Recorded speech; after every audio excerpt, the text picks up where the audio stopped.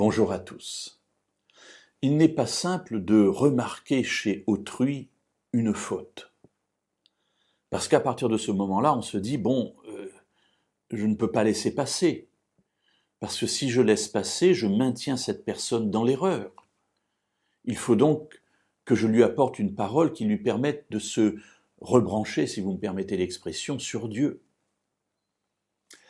En même temps, je me sens un peu démuni parce que quand je regarde ma propre vie, je sais qu'il y a des domaines dans lesquels moi aussi je pourrais être repris.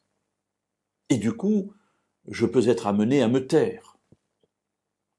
Ou parfois, la faute de l'autre me semble tellement agressive que je peux, si vous me permettez l'expression, une nouvelle fois, lui rentrer dedans. Mais tout cela, mes amis, rend l'exercice très compliqué.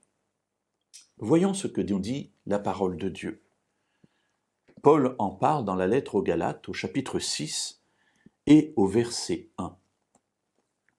Frères, si quelqu'un vient à être surpris en quelque faute, vous qui êtes animés par l'esprit, redressez-le avec un esprit de douceur. Prends garde à toi-même, de peur que toi aussi tu ne sois tenté. Alors, si vous me permettez, je vais prendre le verset à l'envers, je vais commencer par la fin. Prends garde à toi-même, de peur que toi aussi tu ne sois tenté. Sous-entendu, quand tu fais cette œuvre où tu vas reprendre quelqu'un, ne t'estime pas supérieur à lui parce que le danger est là pour toi aussi. Et en étant attentif au danger, eh bien forcément on sera prudent, on sera attentionné. Et on ne se croira pas surtout supérieur à l'autre. L'autre élément sur lequel je voudrais insister aujourd'hui, c'est redressez-le avec un esprit de douceur. Alors, ce n'est pas criez-lui dessus, ça n'est pas insultez-le, ça n'est pas rabaissez-le par votre parole, mais redressez-le avec un esprit de douceur.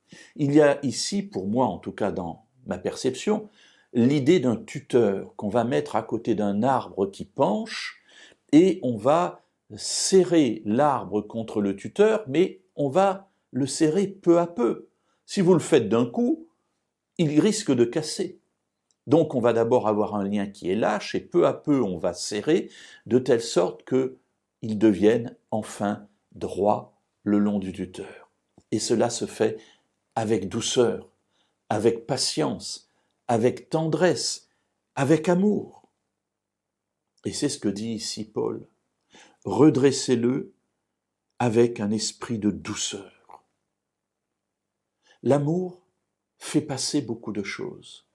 Et si une personne sent que vous l'aimez, alors vous pourrez aller voir dans sa vie et lui dire, tu sais, voilà ce que j'ai vu dans ta vie.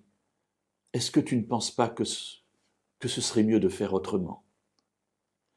En revanche, quelle que soit la bonne parole que vous apporterez, s'il y a là un esprit d'accusation et de dureté, elle ne sera pas entendue.